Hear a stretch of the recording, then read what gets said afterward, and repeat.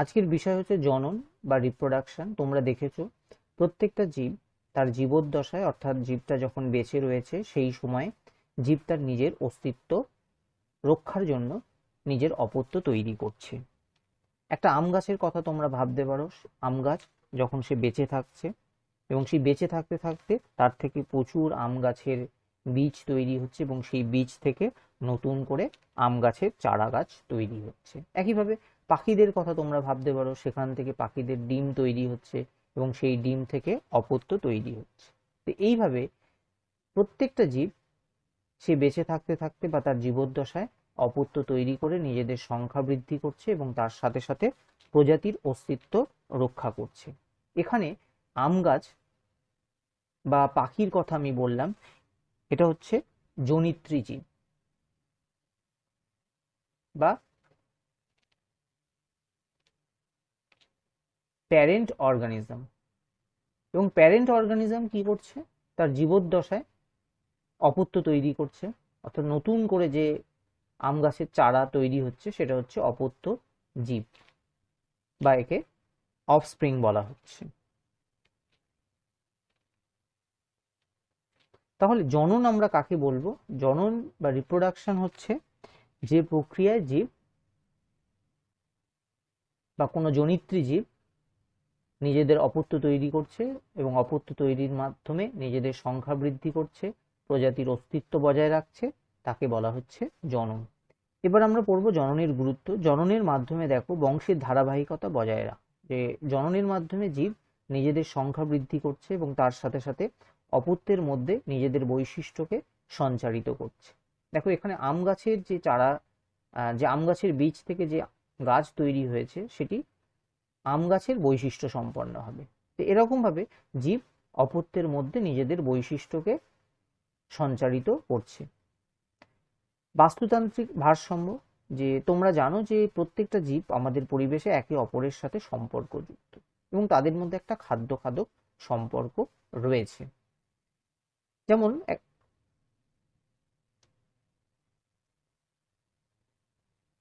ঘাসকে খাদ্য হিসাবে গ্রহণ করছে ঘাস ফড়িং, আবার ঘাস ফড়িংকে খাদ্য হিসাবে গ্রহণ করছে ব্যাঙ, ব্যাঙ থেকে সাপ, সাপ থেকে ময়ূর। এবার এখানে যদি ব্যাঙের অস্তিত্ব বিলুপ্ত হয় কোনো কারণে, তাহলে কি হবে? তাহলে সাপের অস্তিত্ব এবং ময়ূরের অস্তিত্ব বিলুপ্ত হতে পারে, কারণ সাপ খাদ্য হিসাবে কি করছে? ব্যাঙকে গ্রহণ করছে। ফলে ব্যাঙের সংখ্যা কমে গেলে সাপের সংখ্যাও কমে যাবে এবং তার সাথে সাথে ময়ূরের সংখ্যাও কমে যেতে পারে। তো এইভাবে আমাদের চারপাশে কোনো একটা জীব নিজেদের যদি অস্তিত্ব বজায় না রাখতে পারে বা সঠিকভাবে জনন সম্পন্ন না করতে পারে, তাহলে তার উপর নির্ভর করে যে সমস্ত জীব আছে তাদের সংখ্যাও বিলুপ্ত হতে পারে। নেক্সট হচ্ছে প্রকরণ সৃষ্টি। জননের মাধ্যমে তোমরা মিওসিস সেল ডিভিশন পড়েছো। মিওসিস সেল ডিভিশন যারা যৌন জনন করছে এবং সেখানে কি হচ্ছে? মিওসিস সেল ডিভিশনের মাধ্যমে গ্যামেট তৈরি হচ্ছে এবং সেখানে ক্রসিং ওভার হয়, তোমরা জানো। এই ক্রসিং ওভারের মাধ্যমে বিভিন্ন ধরনের গ্যামেট তৈরি হচ্ছে এবং গ্যামেট থেকে অপত্য তৈরি হচ্ছে। দুটো গ্যামেট ফিউজ করে জাইগোট তৈরি হচ্ছে এবং জাইগোট থেকে অপত্য তৈরি হচ্ছে। এবং এই মিওসিস সেল ডিভিশনের ফলে জীবের মধ্যে প্রকরণ তৈরি হচ্ছে। প্রকরণ হচ্ছে বিভিন্ন ভ্যারিয়েশন তৈরি হচ্ছে, যে একই পিতামাতার যে অপত্য বা সন্তান তারা হচ্ছে বিভিন্ন বৈশিষ্ট্যযুক্ত হচ্ছে। তার কারণ হচ্ছে মিওসিস সেল ডিভিশন, যেটা জননের সময় হচ্ছে। এইভাবে জননের সময় বা জননের জন্য বিভিন্ন ধরনের ভ্যারিয়েশন বা বিভিন্ন ধরনের অপত্য তৈরি হচ্ছে। মিওসিস সেল ডিভিশন তার একটা কারণ। এছাড়া মিউটেশন আছে, জিনের যদি কোনো রকম পরিবর্তন ঘটে সেক্ষেত্রেও ভ্যারিয়েশন তৈরি হতে পারে। তো এইভাবে যে বংশের ধারাবাহিকতা বজায় রাখার জন্য বাস্তুতান্ত্রিক ভারসাম্য, নিজেদের সংখ্যা বৃদ্ধি, প্রকরণ সৃষ্টি করবার জন্য জনন দরকার। আর কোনো জীব যদি সঠিকভাবে জনন না করতে পারে তাহলে তাদের অস্তিত্ব বিলুপ্ত হবে। এরপর আমরা বিভিন্ন ধরনের জনন সম্পর্কে পড়ব। প্রথম হচ্ছে অযৌন জনন। বা আসেক্সুয়াল রিপ্রোডাকশন, বিভিন্ন ধরনের আসেক্সুয়াল রিপ্রোডাকশন আমরা দেখব। আসেক্সুয়াল রিপ্রোডাকশনের প্রধান বৈশিষ্ট্য হচ্ছে এখানে কোনো গ্যামেট তৈরি হবে, গ্যামেট তৈরি হবে না। এক্ষেত্রে জীবদেহের কোষ বিভাজিত হয়ে নতুন অপত্য তৈরি করবে, অথবা হচ্ছে রেণু উৎপাদনের মাধ্যমে এখানে অপত্য তৈরি হবে। তাহলে দেখা যাক বিভিন্ন ধরনের অযৌন জনন। প্রথম হচ্ছে দ্বিবিভাজন বা বাইনারি ফিশন। অ্যামিবা এককোষী জীব, এখানে নিউক্লিয়াস আছে। প্রথমে কোষটা একটা ডাম্বেল আকৃতি ধারণ করেছে, মাঝখানে একটা খাঁজ তৈরি হয়েছে, এবং এর ভিতরে যে নিউক্লিয়াস সেটাও তারও মাঝখানে একটা খাঁজ তৈরি হয়েছে, এবং আস্তে আস্তে নিউক্লিয়াস সরাসরি বিভাজিত হয়ে দুটো নিউক্লিয়াস তৈরি করছে, এবং প্রত্যেকটা নিউক্লিয়াসের চারপাশে সাইটোপ্লাজম ঘিরে দুটো অপত্য কোষ তৈরি হচ্ছে। এটা হচ্ছে জনিত্রী কোষ, আর এই দুটো হচ্ছে অপত্য কোষ। তো এইভাবে খুব সরাসরি একদম দ্বিবিভাজনের মাধ্যমে একটা কোষ থেকে দুটো কোষ তৈরি হতে পারে। নেক্সট হচ্ছে বহু বিভাজন। বহু বিভাজন অ্যামিবার ক্ষেত্রে অনেক সময় বহু বিভাজন হয়। যেমন অ্যামিবার,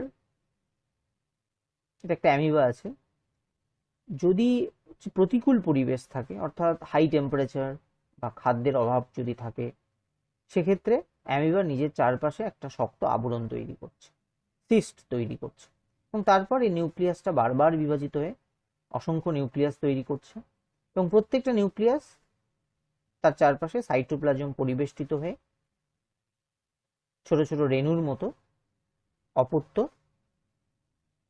কোষ তৈরি করছে।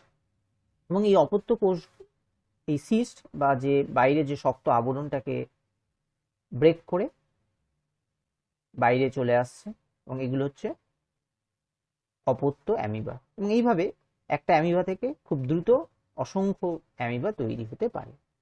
এখানে যেটা দ্বিবিভাজনের কথা এখানে যেটা বহু বিভাজন দেখানো হচ্ছে সেটা হলো প্লাজমোডিয়াম। প্লাজমোডিয়ামের নাম তোমরা শুনেছো, প্লাজমোডিয়াম ভাইভ্যাক্স, ম্যালেরিয়ার জীবাণু, যেটা স্ত্রী অ্যানোফিলিস মশকির দেহে থাকছে। এবং এই স্ত্রী অ্যানোফিলিস মশকি যখন মানুষের রক্ত পান করছে, তখন মশার দেহ থেকে স্পোরোজয়েড দশা, মশার দেহ থেকে স্পোরোজয়েড দশা মানুষের দেহে আসছে, এবং মানুষের দেহে রক্তের মাধ্যমে সেটা যখন যকৃতে আসছে, যকৃতের কোষে প্রবেশ করছে, এবং প্লাজমোডিয়ামের নিউক্লিয়াস বারবার বিভাজিত হয়ে অসংখ্য নিউক্লিয়াস তৈরি করছে। এরকম এটাকে সাইজন দশা বলে। এরপর কি হচ্ছে, যে প্রত্যেকটা নিউক্লিয়াস সাইটোপ্লাজম পরিবেষ্টিত হচ্ছে, এবং তারপর এই সাইজনটাকে ফাটিয়ে তাকে ব্রেক করে প্লাজমোডিয়াম, যেটাকে মেরোজয়েড বলে, এই মেরোজয়েডগুলো বাইরে চলে আসছে, এবং এগুলো আবার যকৃৎ কোষকে আক্রমণ করছে বা লোহিত রক্তকণিকাকে আক্রমণ করছে। এইভাবে বহু বিভাজনের মাধ্যমে অসংখ্য প্লাজমোডিয়াম তৈরি হচ্ছে। নেক্সট হচ্ছে কোরকোদ্গম বা বাডিং। এখানে কি হচ্ছে, যে ইস্টের ক্ষেত্রে বাডিং দেখা যায়। ইস্টের একটা নিউক্লিয়াস রয়েছে, এককোষী ছত্রাক, এর দেহের একপাশে এরকম একটা উপবৃদ্ধি তৈরি হচ্ছে, এবং এই উপবৃদ্ধির মধ্যে নিউক্লিয়াস, এখানে একটা খাঁজ তৈরি হচ্ছে, এবং সেই খাঁজটা আস্তে আস্তে গভীরে প্রবেশ করছে, এবং অর্ধেক নিউক্লিয়াস এখানে প্রবেশ করছে এবং বাকিটা এখানে থাকছে, এবং এই খাঁজ আস্তে আস্তে আরো গভীরে প্রবেশ করে দুটো অপত্য ইস্ট তৈরি করছে। তো এইভাবে সরাসরি কোরকোদ্গমের মাধ্যমে বা বাডিং পদ্ধতিতে ইস্ট তৈরি হচ্ছে। এবার দেখো এখানে হচ্ছে হাইড্রা। হাইড্রাও একইভাবে কোরকোদ্গমের মাধ্যমে অপত্য তৈরি করে। হাইড্রার কোর্সিকা রয়েছে, আর এর একপাশে এরকম একটা আউটগ্রোথ তৈরি হয়েছে বা উপবৃদ্ধি তৈরি হয়েছে, এবং উপবৃদ্ধিটা আস্তে আস্তে ক্রমশ বড় হচ্ছে, এবং সেই উপবৃদ্ধিতে এরকম ভাবে কোর্সিকা তৈরি হচ্ছে, এবং তারপর একটা সময় এই আউটগ্রোথ বা বার্ড প্রধান যে হাইড্রা রয়েছে সেই হাইড্রা থেকে বিচ্ছিন্ন হচ্ছে এবং বিচ্ছিন্ন হয়ে নতুন আর একটা হাইড্রা তৈরি করছে। তো এইভাবে কোরকোদ্গমের মাধ্যমে হাইড্রা ইস্ট জনন সম্পন্ন করছে বা নিজেদের অস্তিত্ব বজায় রাখছে। এই যে এখানে একটা হাইড্রা, এই হাইড্রার এটা হচ্ছে উপবৃদ্ধি বা বার্ড তৈরি হয়েছে এবং এর থেকে নতুন হাইড্রা তৈরি হবে। এটা প্রধান যে হাইড্রা থেকে বিচ্ছিন্ন হয়ে নতুন করে হাইড্রা তৈরি করবে। এরপরে দেখো খণ্ডীভবন বা ফ্রাগমেন্টেশন। ফ্রাগমেন্টেশন কিভাবে হচ্ছে? এটা হচ্ছে স্পাইরোগাইরা, যে বহুকোষী একটা শৈবাল, পেঁচানো ক্লোরোপ্লাস্ট রয়েছে, প্রত্যেকটা কোষে নিউক্লিয়াস রয়েছে, এটা জলের মধ্যে থাকে এবং জলের মধ্যে যে জলপ্রবাহের কারণে বা অন্য কোনো কারণে যদি আঘাতপ্রাপ্ত হয় এবং সেক্ষেত্রে স্পাইরোগাইরা এরকম ছোট ছোট খণ্ড তৈরি করছে এবং প্রত্যেকটা খণ্ড আবার সেল ডিভিশন হয়ে পূর্ণাঙ্গ যে স্পাইরোগাইরা তৈরি করছে এবং এইভাবে স্পাইরোগাইরা আস্তে আস্তে সংখ্যা বৃদ্ধি হচ্ছে। পরবর্তী হচ্ছে রেণু উৎপাদন। দেখো রেণু উৎপাদন আমরা কোথায় দেখি? রেণু উৎপাদন আমরা ফাঙ্গি বা ছত্রাকের মধ্যে দেখি, যেমন রাইজোপাস আছে, মিউকরের মধ্যে আছে। এদের মধ্যে কি যে এরকম ছোট ছোট হাইফা দিয়ে তৈরি, এগুলো হচ্ছে হাইফা বা অনুসূত্র। সমগ্র দেহ এরকম সরু সরু হাইফা বা অনুসূত্র দিয়ে তৈরি এবং কিছু হাইফা এরকম ভাবে উপরের দিকে উঠছে এবং এরকম ভাবে তার মধ্যে প্রচুর স্পোর আছে। এই গোলাকার অংশটাকে বলা হচ্ছে স্পোরাঞ্জিয়াম। এই স্পোরাঞ্জিয়ামের মধ্যে কি আছে? বা রেণুস্থলী, রেণুস্থলীর মধ্যে প্রচুর পরিমাণে স্পোর আছে এবং একসময় কি হচ্ছে, স্পোরাঞ্জিয়ামকে ব্রেক করে প্রচুর এই স্পোর বাইরে বেরিয়ে আসছে এবং সেগুলো কি হচ্ছে, সেই স্পোর থেকে আবার নতুন করে রাইজোপাস মিউকর তৈরি হচ্ছে। তো এরকম ভাবে রাইজোপাস বা মিউকরের মধ্যে আমরা রেণু উৎপাদন দেখি।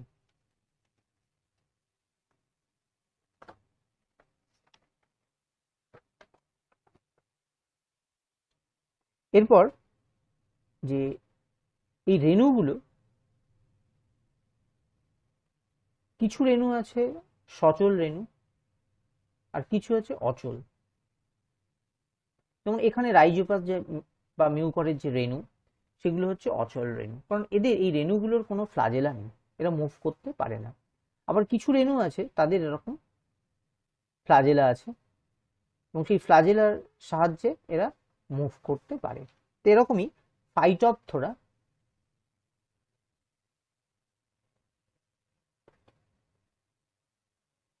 ফাইটোপথোরা হচ্ছে এক ধরনের ছত্রাক। এই ছত্রাক জুস্পোর তৈরি করে, জুস্পোর তৈরি করছে এরকম ফ্লাজেলা যুক্ত এবং জুস্পোরের মাধ্যমে এরা কি করছে, একটা জায়গা থেকে আর একটা জায়গায় গমন করতে পারে। এরপরে আমরা যে রেণু ফার্নের মধ্যেও দেখি, ডায়োপটেরিক্স বা ফার্নের এরকম পাতার নিচে তোমরা দেখে থাকবে যে পাতার নিচে এরকম ছোট ছোট রেণুস্থলী রয়েছে এবং রেণুস্থলীগুলো সব একসাথে এবং ফোরাস তৈরি করেছে। এখানে অনেক রেণুস্থলী আছে, ফোরাস, এবং এই ফোরাসের মধ্যে রেণুস্থলী আছে এবং এর মধ্যে রেণু রয়েছে এবং এই রেণুগুলো থেকে আবার নতুন করে ফার্ন তৈরি হচ্ছে। তো এইভাবে এরা রেণুর মাধ্যমে বংশ বিস্তার করে। এছাড়া মশেও বা ব্রায়োফাইটাতেও এই রেণু উৎপাদনের মাধ্যমে এরা বংশ বিস্তার করতে পারে। তাহলে রেণু উৎপাদন আমরা কোথায় দেখলাম? ফাঙ্গাসে দেখলাম, ফার্নে দেখলাম, মশের মধ্যে দেখলাম। আর রেণু হচ্ছে দু ধরনের, একটা হচ্ছে সচল রেণু বা জুস্পোর, আর একটা হচ্ছে অ্যাপ্লানোস্পোর বা অচল রেণু।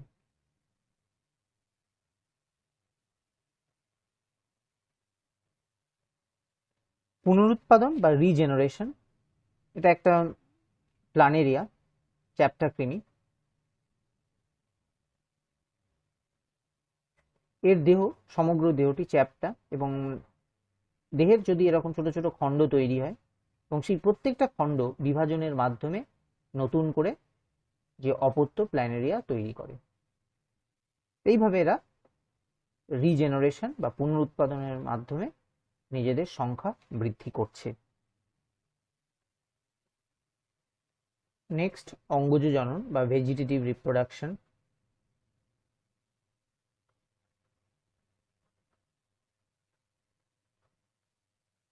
ভেজিটেটিভ রিপ্রোডাকশন বা এখানে কি হচ্ছে যে জীবদেহের কোনো একটা অঙ্গ, সেই অঙ্গ বিভাজিত হয়ে নতুন করে অপত্য তৈরি করছে। দেখো এখানে যে মূল থেকে হতে পারে কাণ্ড, পাতা, মাইটোসিস কোষ বিভাজনের মাধ্যমে অপত্য তৈরি করতে পারে। একটা মিষ্টি আলু বা রাঙা আলু বলি আমরা, এই ধরনের আলু হচ্ছে একটা পরিবর্তিত মূল খাদ্য সঞ্চয়ের ফলে ঠিক একটু মোটা আকার ধারণ করেছে, রসালো প্রকৃতির হয়েছে, এবং এই ধরনের মূল থেকে মুকুল তৈরি হয়,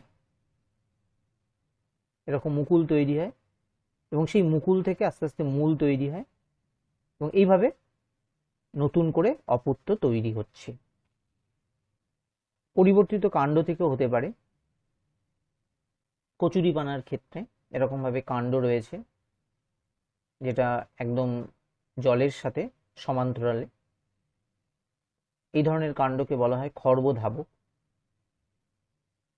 তো এই খর্বধাবক যদি মাঝখানে, এই দুটোর যে মাঝখানে যে খর্বধাবক যদি বিচ্ছিন্ন হয়, কেটে যায়, তাহলে এই দুটো অপত্য, যে একটা গাছ যে রয়েছে, একটা কচুরিপানা রয়েছে, সেখান থেকে দুটো কচুরিপানা হয়ে যাবে।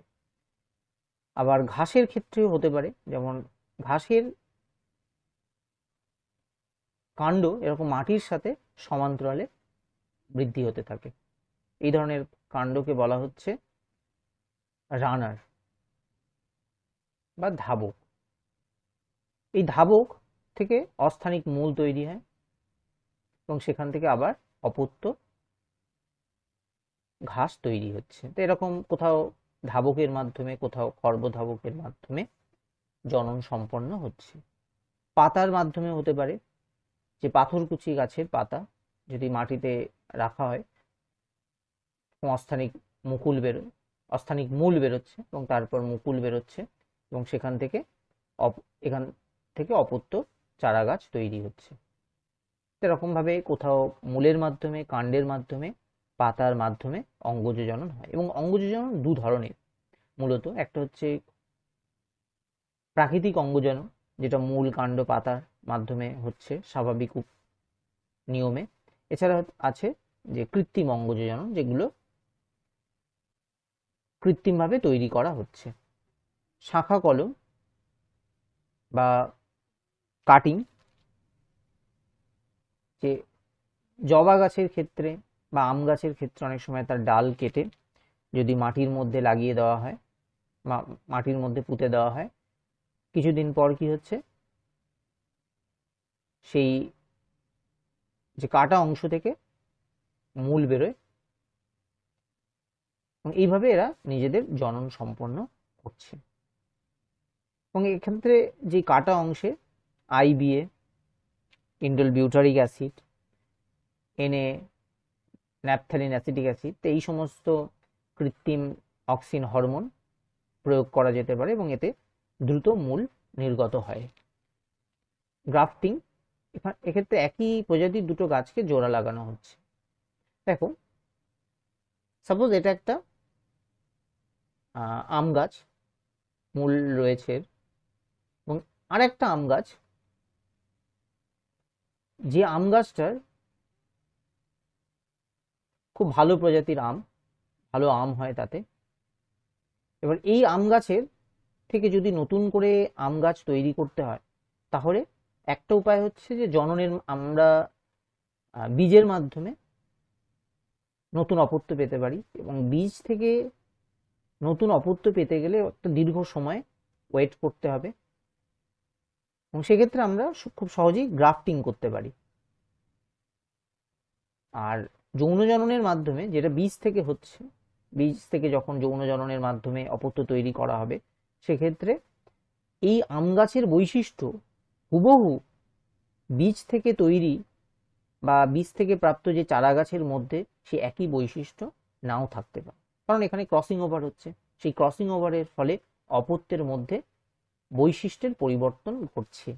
তাহলে একদম হুবহু আম গাছ পেতে হলে আমরা কি করতে পারি? শাখা কলম করতে পারি, এছাড়া গ্রাফটিং করতে পারি। গ্রাফটিং হচ্ছে এর এই ডালটা আমি কি করলাম, এখানে জোড়া দিয়ে দাও, এবং এই যেটা জোড়া দেওয়া হচ্ছে, যেটা ভালো প্রজাতির আম গাছ, এটাকে বলা হচ্ছে সিয়ন। আর যেটা মূলযুক্ত যেটা গাছ, সেটাকে বলা হয় স্টক। তো এইভাবে স্টকের সাথে সিয়নকে আমরা জুড়ে দিতে পারি, এবং কিছুদিন পরে কি হবে, এটা এর সাথে জুড়ে যাবে, এবং এই সিয়ন অংশটা এক্ষেত্রে যে স্টক থেকে পুষ্টি নেবে, পুষ্টি নিয়ে এবং এই গাছের ডালে ঠিক সেম প্রজাতির বা সেম বৈশিষ্ট্য সম্পন্ন আম পাওয়া যাবে। তো এইভাবে গ্রাফটিং এর মাধ্যমে আমরা দুটো গাছের যে ডালকে জোড়া দিয়ে জনন সম্পন্ন করতে পারি। এবং এই গ্রাফটিং অবশ্যই দ্বিবীজপত্রী উদ্ভিদের ক্ষেত্রে হয়, একবীজপত্রী উদ্ভিদের ক্ষেত্রে হয় না। তার কারণ হচ্ছে দ্বিবীজপত্রী উদ্ভিদের যে জাইলেম আর ফ্লোয়েম রয়েছে, একবীজপত্রী উদ্ভিদের মধ্যেও আছে, এবং এই জাইলেম ফ্লোয়েমের মাঝখানে ক্যাম্বিয়াম থাকে। এই ক্যাম্বিয়াম মাইটোসিস প্রক্রিয়ায় বিভাজিত হয়, এবং বিভাজিত হয়ে এর থেকে জাইলেম এবং ফ্লোয়েম তৈরি হয়। এই দ্বিবীজপত্রী উদ্ভিদের ক্ষেত্রে ক্যাম্বিয়াম থাকার জন্য, যেটা বিভাজনে সক্ষম, ক্যাম্বিয়াম থাকবার জন্য গ্রাফটিং করা সম্ভব। একবীজপত্রী উদ্ভিদের ক্ষেত্রে সেখানে জাইলেম ফ্লোয়েম আছে, কিন্তু এই এদের মাঝখানে যে ক্যাম্বিয়াম না থাকার ফলে একবীজপত্রী উদ্ভিদের ক্ষেত্রে, যেমন ধান বা গম গাছের ক্ষেত্রে, এই ধরনের গ্রাফটিং করা সম্ভব নয়। পরবর্তী যে জনন হচ্ছে মাইক্রো প্রপাগেশন।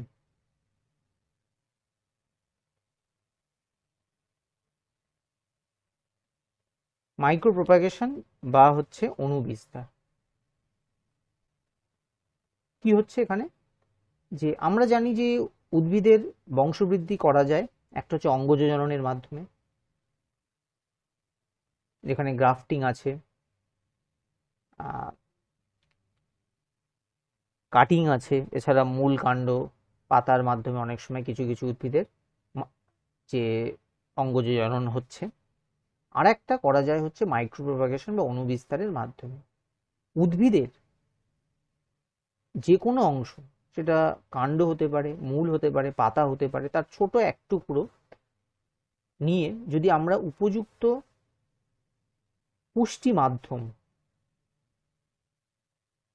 পুষ্টি মাধ্যমে কি থাকবে, উদ্ভিদ যে সমস্ত উপাদান মাটি থেকে গ্রহণ করে এবং পরিবেশ থেকে গ্রহণ করে নিজেদের বৃদ্ধি ঘটায়, সেই সমস্ত উপাদান এর মধ্যে রয়েছে। বিভিন্ন ধরনের খনিজ লবণ এর মধ্যে দেওয়া হয়েছে, এবং তার সাথে সাথে কি হয়েছে, এর মধ্যে অ্যাগার দেওয়া হয়, একটা জেলি লাইক সাবস্টেন্স। এবার কি করা হচ্ছে, যে এই পুষ্টি মাধ্যমের উদ্ভিদের মূল কাণ্ড পাতা, তার যে কোনো অংশ, সাপোজ একটা পাতা, সেই পাতার একটা ছোট টুকরো আমি এর মধ্যে দিয়ে দিলাম, এবং তার সাথে কি দেওয়ার পরে এখানে তুলো দিয়ে এর মুখটা আটকে দেওয়া হলো, এবং পুরো প্রক্রিয়াটা করতে হবে একটা হচ্ছে জীবাণুমুক্ত পরিবেশে।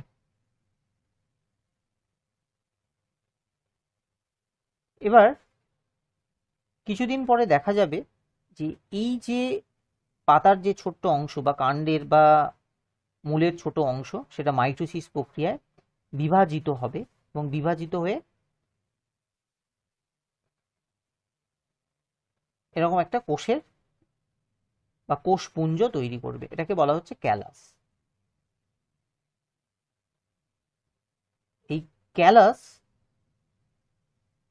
এরপর এর মধ্যে পরিমাণ মতো অক্সিন, সাইটোকাইনিন হরমোন প্রয়োগ করতে হবে, প্রয়োগ করলে সেই ক্যালাস থেকে মূল তৈরি হবে এবং পাতা তৈরি হবে, এবং এর থেকে এইভাবে নতুন চারা গাছ তৈরি হচ্ছে। এইভাবে উদ্ভিদের যে কোনো অংশ যদি উপযুক্ত পুষ্টি মাধ্যমে দেওয়া হয় তাহলে কি হবে, সেই পুষ্টি মাধ্যমে উদ্ভিদের সেই অংশ, সেটাকে বলা হয় এক্স প্ল্যান্ট, সেই এক্স প্ল্যান্টের মাইটোসিস প্রক্রিয়ায় বিভাজিত হয়ে ক্যালাস তৈরি করবে এবং সেই ক্যালাস থেকে আস্তে আস্তে নতুন চারা গাছ তৈরি হবে। তো এইভাবে আমরা জনন সম্পন্ন করতে পারি উদ্ভিদের, এবং এই প্রক্রিয়ায় উদ্ভিদের খুব দ্রুত বংশবিস্তার করা সম্ভব। তার কারণ এই যে ক্যালাস তৈরি হয়েছে, সেই ক্যালাসের প্রত্যেকটা, এটা একগুচ্ছ কোষ দিয়ে তৈরি, এবং এটাকে যদি আমরা ছোট ছোট টুকরো করে এরকম আবার আলাদা আলাদা যদি টেস্ট টিউবের মধ্যে দিয়ে দিতে পারি, এবং সেখান থেকেও কি হবে, আস্তে আস্তে চারা গাছ তৈরি হবে। তো এইভাবে খুব দ্রুত অসংখ্য চারা গাছ তৈরি করা যেতে পারে মাইক্রো প্রপাগেশনের মাধ্যমে, এবং প্রত্যেকটা চারা গাছ যেহেতু মাইটোসিস কোষ বিভাজন হচ্ছে, প্রত্যেকটা চারা গাছের বৈশিষ্ট্য হুবহু সেম হবে।